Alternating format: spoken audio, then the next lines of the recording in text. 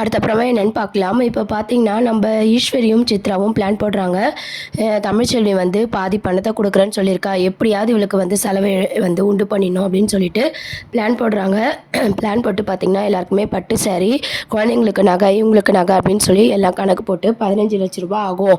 அதில் 7,50,000 தமிழ் குடுக்கணும்னு சொல்லி, இத தமிழ் வீட்டுக்கு போய் நம்ம குடுத்துடலாம் அப்படின்னு சொல்லிட்டு ஈஸ்வரி வந்து பிளான் போடுறாங்க. ஈஸ்வரியும் சித்ராவும் தமிழ் வீட்டுக்கு போகிறாங்க.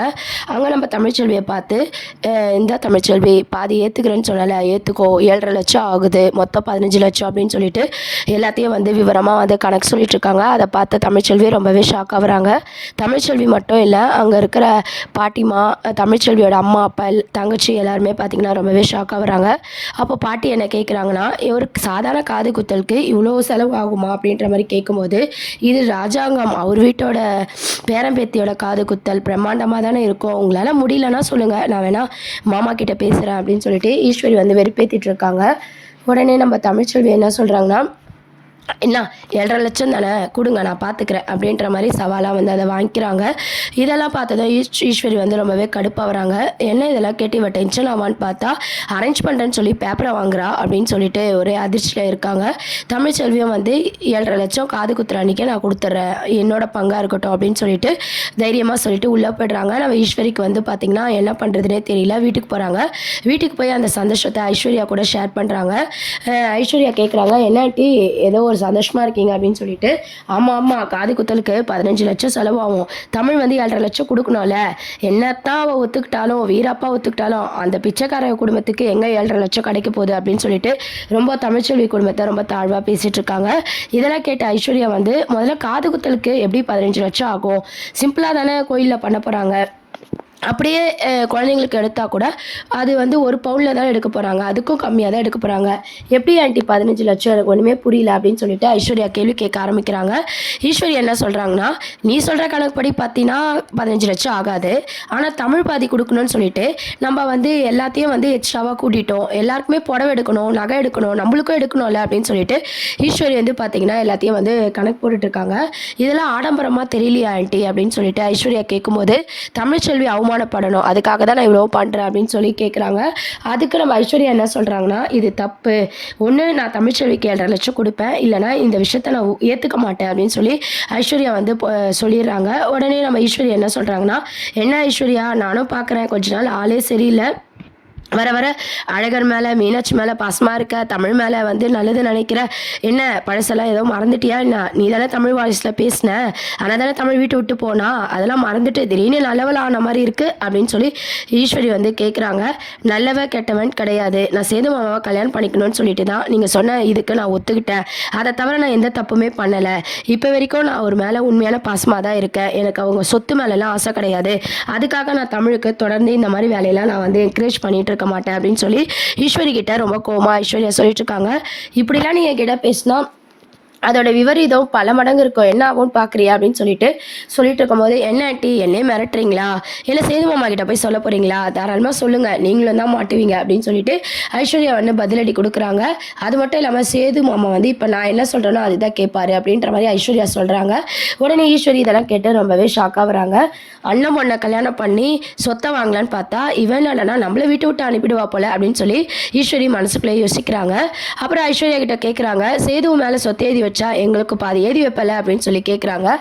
என்ன ஆண்டி, இந்த பிளானில் தான் என்னை சேது மாமாக்கோ எனக்கோ கல்யாணம் பண்ணி வச்சிங்களான்னு சொல்லி ஐஸ்வர்யா வந்து கரெக்டாக வந்து கெஸ் பண்ணிடுறாங்க.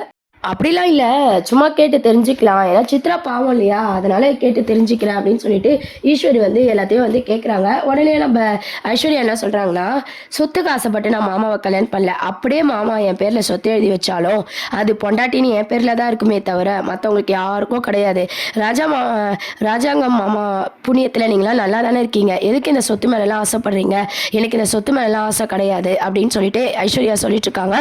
என்ன ஐஸ்வர்யா, உனக்கு ஆசை இல்லைனா கூட நான் வந்து உன்னை சேது கல்யாணம் பண்ணி வச்சதுக்கு நோக்கமே அதுதான் அப்படின்னு சொல்கிறாங்க. உடனே ஐஸ்வர்யா என்ன சொல்கிறாங்கன்னா, நீங்களே ஏன் இவ்வளோ கேவலமாக யோசிக்கிறீங்க, நான் ஏதோ மாமா மேலே ஆசைப்பட்டேன் அதனால தான் நீங்கள் சேர்த்து வச்சிங்கன்னு நினச்சேன், இதுக்கு பின்னாடி இவ்வளோ கேவலமான ஒரு மோட்டிவேட் இருக்கும் நான் நினைக்கவே இல்லை, அது மட்டும் இல்லாமல் என் பிறந்த நாளுக்கு அப்படி இப்படின்னு சொல்லி மாமா கிட்ட நீங்கள் 10 லட்சம் வாங்கிட்டு உங்களுக்கும் நீங்கள் நகை வாங்கியிருக்கீங்க கரெக்டா அப்படின்னு சொல்லி ஐஸ்வர்யா கேட்குறாங்க. உடனே ஈஸ்வரிக்கு இந்த விஷயம்லாம் உனக்கு எப்படி தெரியும் அப்படின்னு சொல்லி கேட்கும்போது, எல்லாமே எனக்கு தெரியும், தெரிஞ்சோ தெரியாத மாதிரி நான் இருக்கேன்னா நீங்கள் எனக்கு நிறைய உதவி பண்ணியிருக்கீங்க, மாமா இன்னைக்கு என் கூட இருக்காருன்னா அதுக்கு காரணம் நீங்கள் தான், அந்த ஒரு நன்றிக்காக தான் எல்லாத்தையும் கம்முன்னு இருக்கேன், மறுபடியும் நீங்கள் தப்பு பண்ணீங்கன்னா பார்த்துட்டு இருப்பேன் நினைக்காதீங்க அப்படின்ற மாதிரி ஐஸ்வர்யா சவால் விட்டு பேசுகிறாங்க. அது மட்டும் இல்லாமல் சேது மாமா இப்போ நான் என்ன சொன்னாலும் கேட்பாரு அப்படின்ற மாதிரியும் சொல்கிறாங்க. இதெல்லாம் கேட்டு இந்த தமிழே பரவாயில்ல போல, ஐஸ்வர்யா வந்து இந்த வீட்டை விட்டே நம்மளை அனுப்பிடுவா போல அப்படின்ற மாதிரிலாம் நம்ம ஐஸ்வர்யாவுக்கு வந்து ஈஸ்வரி வந்து பயப்படுறாங்க. கூடிய சீக்கிரம் இதுக்கு ஒரு முடிவு கட்டணுமே, நம்ம தமிழுக்கு ஒரு முடிவு கட்டலன்னு பார்த்தா இவன் நம்மளுக்கு ஒரு முடிவு கட்டிடுவாளே அப்படின்ற மாதிரி ஈஸ்வரிக்கு வந்து பயம் வருது. ஐஸ்வர்யா என்ன வான் பண்ணுறாங்கன்னா, ஒழுங்கா அந்த 7.5 லட்சத்தை நான் போய் தமிழுக்கு கொடுக்குறேன், அப்படி இல்லைனா இவ்வளோ ஆகாதுன்ற மாதிரி நீங்களே போய் சொல்லிட்டு வாங்க, இதெல்லாம் தப்புன்னு சொல்லிட்டு ஐஸ்வர்யா அங்கே வந்து போயிடுறாங்க. உடனே சித்ரா கேட்குறாங்க, என்னம்மா இவன் நம்ம பக்கம் இருக்கலான்னு பார்த்தா தமிழ் பக்கம் இருக்கா, இவன் ரொம்ப நல்லவளாக இருக்காளேன்னு சொல்லும்போது, நல்லவளாக இருந்தா முதல்ல இருந்தே நல்லவளாக இருந்திருக்கணும், பொய் சொல்லி தானே இந்த வீட்டுக்கு வந்தா, அது மட்டும் இல்லாமல் சேது அவள் கழுத்தில் தாலியே கட்டல, அது உனக்கு எனக்கு மட்டும் தானே தெரியும், அதுதான் நம்மக்கிட்ட ஆதாரம் இருக்குல்ல, அது இன்னும் ஐஸ்வர்யாவுக்கு தெரியாதுல்ல, என்னமோ ஒரிஜினல் பொண்டாட்டி மாதிரி ஆடிட்டு இருக்கா அப்படின்னு சொல்லிட்டு ஈஸ்வரி வந்து கோவமாக வந்து சித்ரா கிட்ட பேசிட்டு இருக்காங்க. இவங்கெல்லாம் கோவமாக பேசுறத சாவித்திரி தாமரை பார்த்துட்டு இவங்க அடிக்கடி குசு குசுன்னு பேசுகிறாங்க. அது மட்டும் இல்லாமல் இவங்களுக்குள்ளே ஏதோ ஒரு பிளான் போடுறாங்க, ஏதோ ஒரு திட்டம் இருக்குது, அது முதல்ல என்னன்னு கண்டுபிடிக்கணும் அப்படின்ற மாதிரி சொல்கிறாங்க. அதுக்கப்புறம் நம்ம தமிழ்ச்செல்வி கிட்ட 7.5 லட்சம் ஆகும்னு சொன்ன விஷயம் வந்து தாமரை சாவித்திரிக்கு எப்படியோ தெரிஞ்சு ராஜாங்கத்துக்கிட்ட சொல்கிறாங்க. தமிழை வீணா வம்பு இழுக்கணும்னு சொல்லிட்டு 15 லட்சம் ஆகும்னு சொல்லி ஈஸ்வரியா நீ வந்து இப்படிலாம் பண்ணியிருக்காங்கன்னு சொல்லி சாவித்திரி சொன்னதை கேட்டு ராஜாங்கம் ஈஸ்வரி மேலே கோவப்படுறாங்க. தமிழால் அவளை கொடுக்க முடியாது தெரிஞ்சு நீ எதுக்கு வீண் வம்புக்கு போன, இதுக்காக தான் எல்லாம் நான் பார்த்துக்கிறேன்னு சொல்லி கழுத்தெடுத்தியா அப்படின்னு சொல்லி ஈஸ்வரியை கண்டபடி திட்டுறாங்க. உடனே நம்ம ராஜாங்கம் என்ன சொல்கிறாங்க, உடனே நம்ம தமிழ் வீட்டுக்கு போவோம், நியாயமா அவங்களால என்ன முடியுமோ அதை நம்ம ஃபங்க்ஷன் பண்ணிக்கலாம், கோவிலில் சிம்பிளாக பண்ணிக்கலாம், தமிழால் முடிஞ்சதை தான் நம்ம ஃபங்க்ஷனில் பண்ணணும் அப்படின்னு சொல்லிட்டு எல்லாரும் வந்து தமிழ் வீட்டுக்கு போகிறாங்க. இந்த மாதிரி ஈஸ்வரி பண்ண எந்த விஷயமும் எங்களுக்கு தெரியாது, நாங்கள் மன்னிப்பு கேட்டுக்கிறோம், அவ்வளோலாம் ஆகாது, இவ்வளோ கொடுத்தா போதும், நம்ம சிம்பிளாக பண்ணிக்கலாம்னு சொல்லி ராஜாங்கம் குடும்பமே பார்த்தீங்கன்னா தமிழ்கிட்ட வந்து பேசுகிறாங்க. இதெல்லாம் கேட்டு தமிழும் சரின்னு சொல்லி ஒத்துக்கிறாங்க.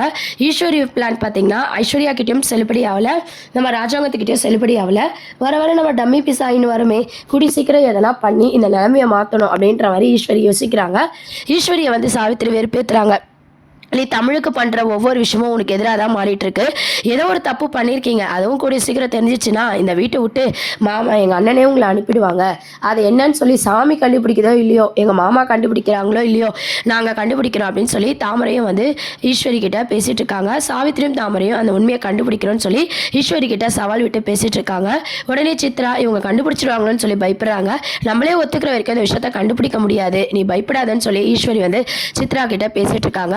அதுக்கப்புறம் காது குத்து ஃபங்க்ஷனில் எல்லா ஏற்பாடும் வந்து நடந்துட்டுருக்கு. கடை வெட்டி சாப்பாடு போடணும்னு சொல்லி ரொம்ப பிரம்மாண்டமாக வந்து ராஜாங்க ஃபேமிலி ரொம்ப சந்தோஷமாக செஞ்சிட்ருக்காங்க. தமிழும் பார்த்திங்கன்னா குழந்தைகளுக்கு வந்து மேக்கப் போட்டு விடுறது அந்த மாதிரியான ஒரு இதில் வந்து ரொம்ப ஆர்வமாக வந்து இருக்கிற மாதிரி காமிச்சிருப்பாங்க. ஸோ அடுத்து பார்த்திங்கன்னா சின்ன மருமகள் சீரியலில் காது குத்துற ஃபங்க்ஷனை எப்படி சிறப்பாக நடத்துகிறாங்க அப்படின்றத பேஸ் பண்ணி தான் எபிசோட்ஸ் வந்து மூவ் பண்ணுறாங்க. என்ன ஆக போகுதுன்னு சொல்லி வெயிட் பண்ணி பார்ப்போம். நிறைய அப்டேட்ஸ்க்கு சேனலை சப்ஸ்கிரைப் பண்ணுங்கள். தேங்க்யூ.